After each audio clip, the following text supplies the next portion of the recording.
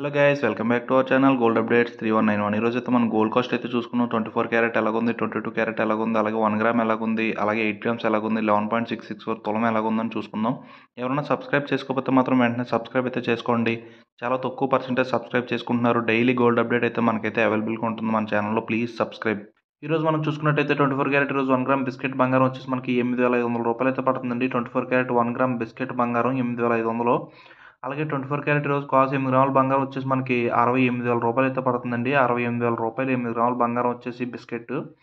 అలాగే 24 క్యారెట్ రోజు తులం 11.664 గ్రామ్స్ వచ్చేసి మన బంగారం 99,140 రూపాయలు అయితే పడుతుందండి. 11.664 గ్రామ్స్. అలాగే వస్తువు తయారు చేసుకుంటే బంగారం 1 గ్రామ్ 22 క్యారెట్ వచ్చేసి మనకి 7,820 రూపాయలు అయితే పడుతుందండి. రేట్ అయితే పెరిగింది, బాగా పెరిగింది మనకి.